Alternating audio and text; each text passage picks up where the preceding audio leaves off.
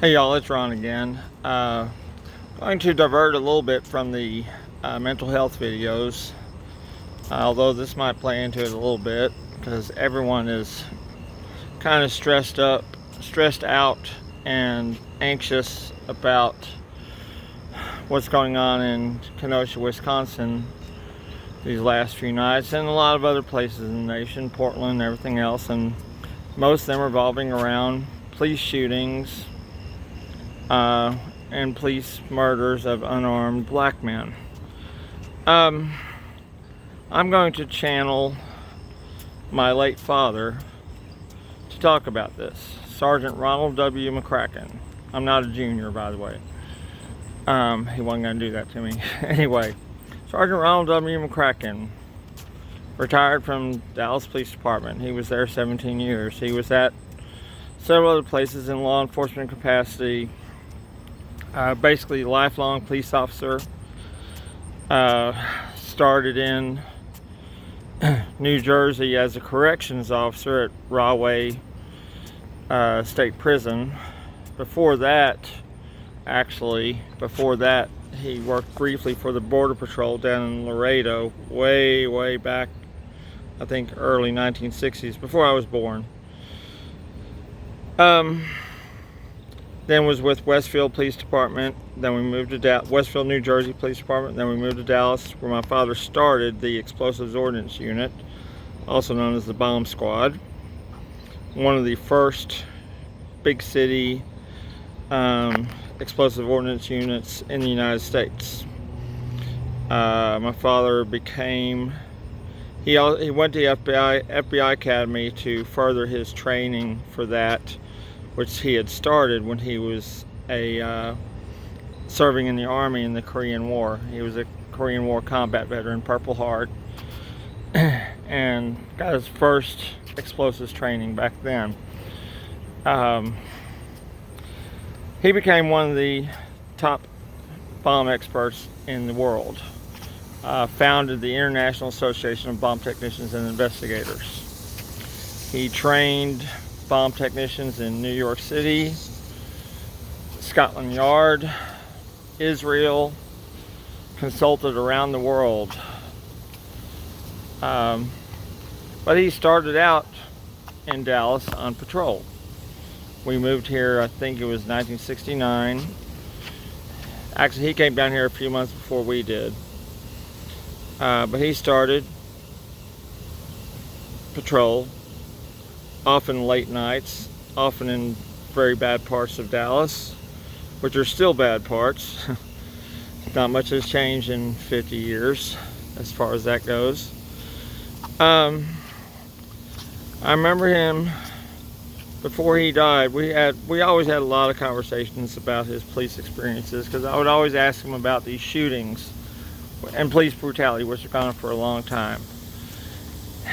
And one thing he recounted, an experience that he had when his older brother, my Uncle Dick, was here visiting, and he went on a late night ride along with my father on patrol.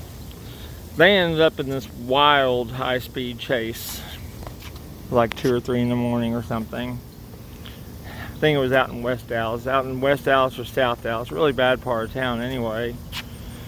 And ends up in a wild high-speed chase, and they're going at it. There's 2 or 3 Dallas squad cars after this guy. And my Uncle Dick asked my father, well, why don't you guys just shoot the tires or something and make him wreck?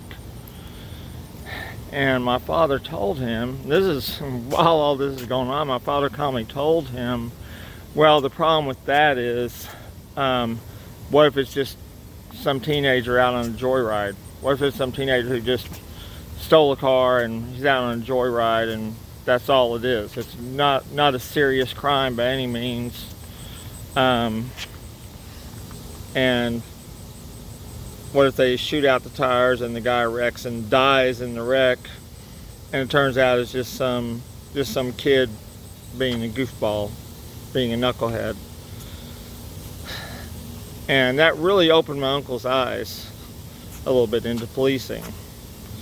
And it's not anything like it is on movies or TV. Sure enough, after about I think like an hour-long chase, they finally did catch up to the guy. I think they just cornered him somewhere. Sure enough, it was a 17-year-old kid, maybe 16, but sure enough, he had stolen a neighbor's car or something, and was just like my dad said. That's the voice of experience talking. It's like my dad said, was out on a joyride, out on a late night joyride. They caught up to him, ran the plates. Turned out it was stolen, and they more or less peacefully arrested him. I think he resisted a little bit, but no big deal. They sure as hell didn't shoot him. That's another thing my father told my Uncle Dick was, well, what if we shoot at the tires and we accidentally shoot him instead? Initially, my Uncle Dick was like, well, that's what he gets for doing that. And my dad was like, no, we don't do that. And understand, my father was the real life super cop. He's a tough guy, but we had a lot of discussions about this, and especially the last few months he was alive, dying from cancer. He told me so many times that he was so thankful that he never killed anyone in his police work, because he had killed Chinese soldiers in Korea during combat in the Korean War, which no one would blame him for, but he was always grateful for that. I don't think he ever even shot anyone. He had to draw his gun from time to time. I don't think he even shot anyone, much less killed anyone. And a few things about that. Whenever we discuss police brutality and shootings, two things my father blamed these excesses on: lowered hiring standards and lack of training. And part of that lack of training was, once they get the lowered standards in, part of that lack of training, he said, you have a lot of men and women who become cops and say they're 23, 24, 25 years old, and they've never been in a physical fight since they were maybe in grade school, if that even. A lot of them never. A lot more of them, they might have been in like a fight in 5th grade or something, but that's about it, which it's totally different when you're an adult.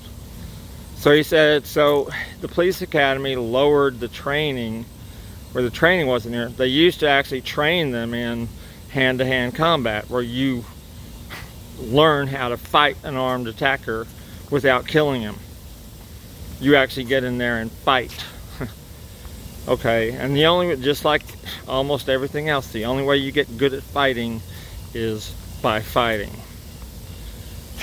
And the way he put it, he said basically, so you got a lot of officers who are basically pussies, and they get in what's even close to a physical confrontation with a suspect, they get scared and they panic and they pull out their gun and they shoot the guy in the back 7 times.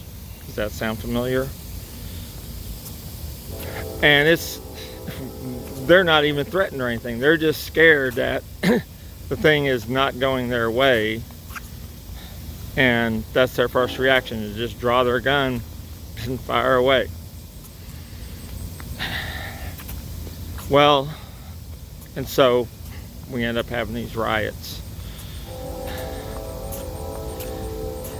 Part of that too, he always emphasized, it's not, he said, when you're a cop, your personal opinion doesn't matter. No matter what you're arresting someone for, your job is arrest, transport, and book.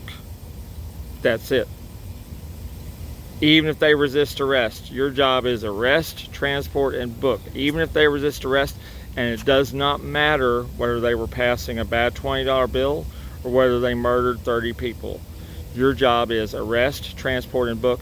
And he says it does not fucking matter what crime you think they committed. That's another key part.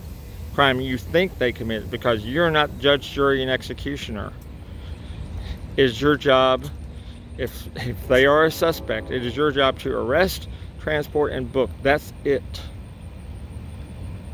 That's the end of it. It is not your job to judge someone in the street and execute them for passing a bad $20 bill, or execute them for murdering someone, or whatever it is. Not your job as a cop. And not just cops, but I think much of our society at large has lost sight of that. Oh, well, he resisted. My father always said that's bullshit. He resisted. So, well, then you're supposed to have the training so you can deal with that. So you can deal with someone who resisted without killing them. And he said, again, so much of it goes back to training. Also vetting, when they first hire people. So, I mean, that's it in a nutshell.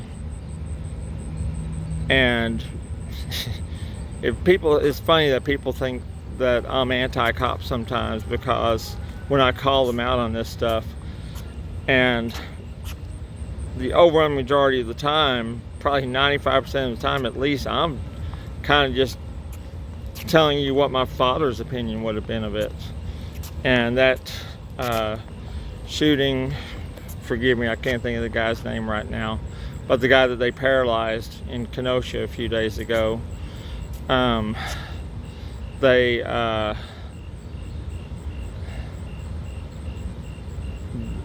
was just way overboard, to say the least. But we were talking about stuff like that, and he always said, there's so many ways they can handle it better. You should have heard my father talk about cops that did that stuff. He was hard on them, because again, and as far as the response was, well, it's tough being a cop and this and that. He always said, not everyone should be a cop. Not everyone needs to be a cop. Not everyone is capable of it, and that's fine. But his bottom line, and my father was pretty no nonsense kind of person. Like I said, real life super cop and pretty no nonsense person. His bottom line was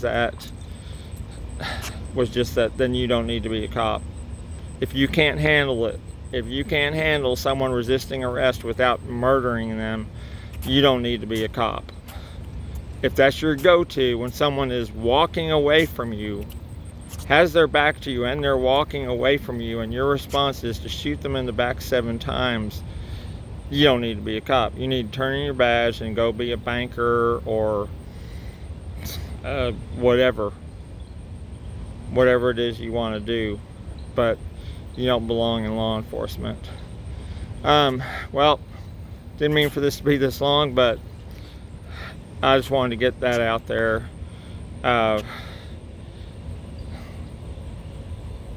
Law enforcement needs to do better. That's the bottom line. Law enforcement needs to hire better people and give better training, and our society needs to get out of their head. It's mostly white people doing this, need to get out of their head that if someone resisted, that somehow justifies executing them in the street. That is not the cop's job. All right. Anyway, that's what Sergeant Ronald W. McCracken would have said. All right. Y'all have a great night. Stay safe.